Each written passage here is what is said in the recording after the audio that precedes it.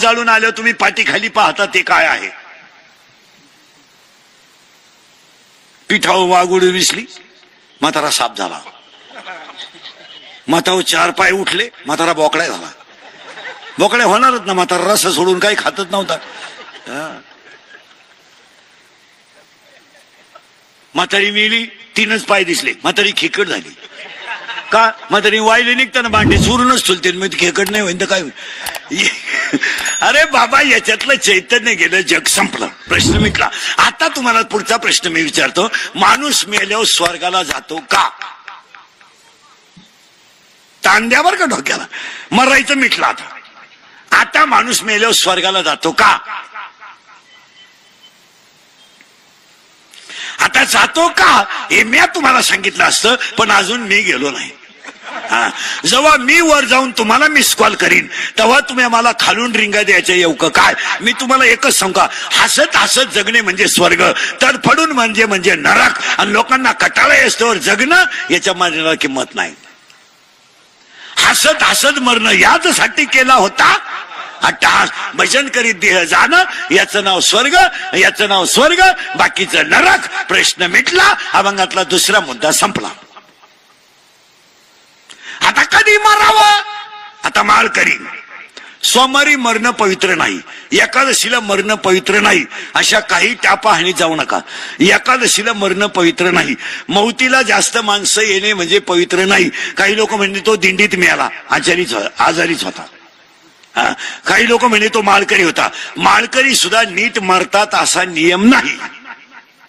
तुम्ही कुणीकडे पुस्तक वाचित नका जाऊ. आता समजा मी माळकरी आहे, पपटावानी बोलतो, महाराजा नाही मला मुंबईला मागू शकतो, त्याचं काय सांगता येत? काही लोक म्हणते त्यानं काशी केली. काशीचा नियम असा आहे माळकरी मंडळी, काशीला गेल्यावर जिवंत गावात यायचं नसतं. काशीतच मारायचं असतं असा नियम येतो. तो तिथून जखमारीत गावात येतो. मी डाव्याचं खात नाही, तुझ्या बापाची पेंडे हाय, तुझ्यामुळं कावळा येत नाही, हानदान कोण काय होतं मारायला? अन्नात का जदावन पिवा नाही नाही नाही. आणि डाव्यावर रस्सा चालतो. ही भामटेगिरी सगळी. भामटी भाकरी खायच्या नाही, सफरचंद आणायचे, चहा प्यायचं नाही, दूधच आणायचं, बायको करायची नाही, नाख्या गेम खेळायच्या. हा कोणता साधू? गेम म्हणजे पबजी, लुडो, कॅरम, बुटी, कॅरम, हे असं चालत नाही. माऊलीनं ओवी लिहिली, म्या नाही लिहिली. मी आणि माझे विसरले जायचे अंतकरण तो संन्याशी जाण पार्था निरंतर. ज्याचा मी ओव्या सांगतो तुम्हाला एका मिनिटात. मोराच्या पिसाऱ्यावर किती सुंदर डोळा असला तरी मोर त्याने कधी पाहत नाही. शेळीच्या गळ्याचं सड किती लोंबलं तरी ते दूध कधी देत नाही. काशीतलं उशीड किती चिटाकलं तरी ते दूध कधी पित नाही. आणि गाळातला बेडूक किती डरला तरी तो फुलाचा सुगंध कधी घेत नाही. आणि प्रेताला किती सजवलं तरी ते उठून बसत नाही. पुन्हा ऐकावं तुम्हाला लागतील तेवढं सांगतो. शिळीच्या गळ्याचं सड लोंबलेलं कधी दूध देणार नाही. आणि शिळीचं चरणं कधी समाधानाचं नाही. लहान पोराचं मन कधी स्थिर नाही. आणि चोरीचं धन कोणाला लखलाभ नाही. ज्या लोकांना कमी कष्टात लक्ष्मी मिळाली ते घर सुखानं खाऊ शकत नाही.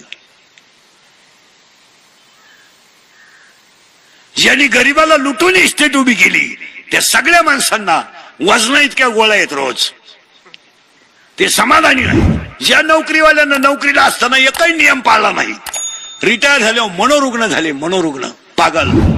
मांजरीचा मुका घे, कुत्र्याचा फोटो काढ, कुत्र्यावर बसून फोटो काढ, कुत्र बोकांडी घेऊन फोटो काढ. ही काही बोकड्या संघ इंडा, त्या पागल झालेली माणसं. ही मनोरुग्ण आहेत का? माना नाही तर नका मानू, पण 16वा अध्याय सांगतोय शास्त्र म्हणेल ते सांडावे आणि राजा इतरून मानावे. तुम्ही शास्त्र सोडून जर वागले ना तर दणका आहेच. तुमचं काय मत आहे? आणि आत्ताच्या मंडळीनं उत्तर दिलंय त्याला काय होतंय? त्याला काय होतंय? त्याला काय होतंय? जिरतीचं काय होतंय? फक्त त्याला थोडा काळ आहे. 80% सर्व्हिसवाले रिटायर झाल्यावर पागल आहेत. का? या नालायकाने कधीच पगाराला हात लावला नाही. वरच्या वर स्लॅब टाकले आणि यांच्या प्रत्येकाच्या घरात एक पोर याड आहे. तुम्ही कोणचंही घर तपासा, फेफरी पोर आहे त्यांची, वाढवी तिडी उडी. आपल्याला ओळखू येत नाही पोराची काही. टेलर का स्टेप नाही अशी अवतार येतं पोराची. कमराच पोरानं त्यांची, इतकरी दांडगाली पोरं त्यांची. देव सोडित नाही कोणाला. देवांदेवाच्या बापाला सोडलं नाही तर तुम्हाला का सोडील? स्वतःच्या आईला सोडलं नाही कृष्णानं तर तुम्हाला काला सोडील? स्वतःच्या बापाला सोडलं नाही तर तुम्हाला काला सोडील? कोण सोडील?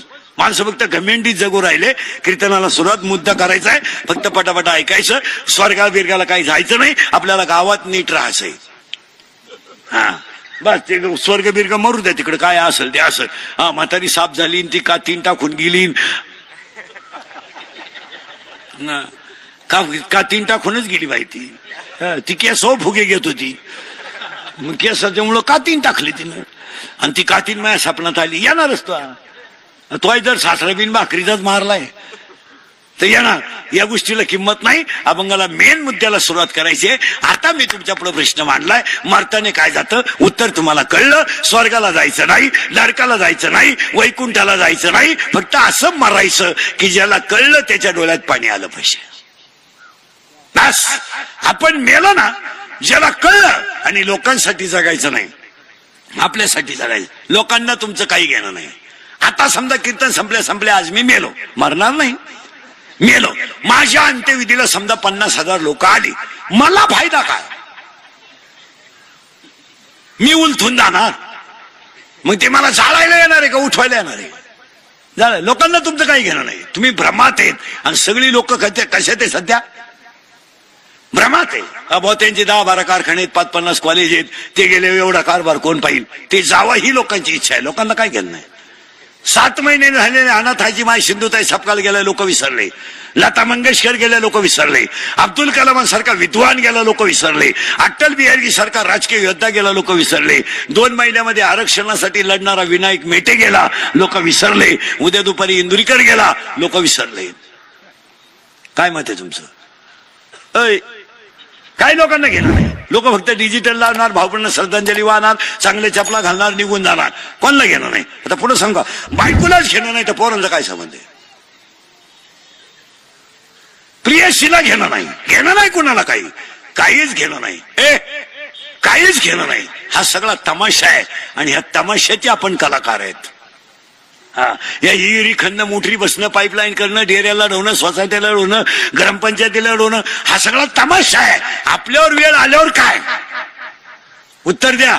पोरांची तयारी केली आपण, एअरखंडी पाईपलाईन केली, सगळं केलं. सून यायची तर 3 तोळे सोनं करून ठेवलं, मुलीचं लग्न केलं तर 2 तोळे सोनं अगोदर घेऊन ठेवलं. तुम्ही स्वतःच्या मरणाची तयारी काय केली?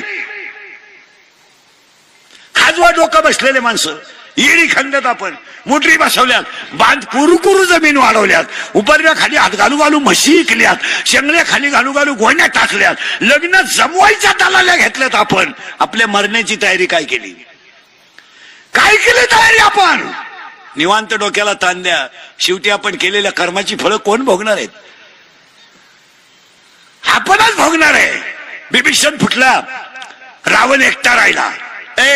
बिभीषण फुटला, रावण एकटा राहिला. रावणाला वाली कोणी राहिला नाही. कोण होता वाली? कोणीच वाली नव्हता. रावण किती राहिलं शेवटी? एकटा. म्हणून सगळ्यांना वाटलं कुंभकर्णाला उठवावं, म्हणजे भावाला मदत करील. नीट आहे का? त्याला याच्याशी काही संबंध नाही. तो कधी झोपेल होता. कुंभकर्ण यांनी नगारा वाजून उठवला. कुंभकर्ण उठल्यावर जेवला, आणि जेवल्यावर कुंभकर्ण विचारतो, मला मधीच उठवायचं कारण काय? खाल्ल्या पिल्यावर. त्याच्या डोक्यात हे नव्हतं लंका भिंका आग लागू तिकडं. उठावलं त्याला सांगून टाकलं की तुझ्या भावाने जखमारी केली, सीता पळून आणली, नको ते करायला होतं. सीता आणली. सगळ्यांनी सांगितलं, त्यानं ऐकलं नाही. सीता त्यानं परत दिली नाही.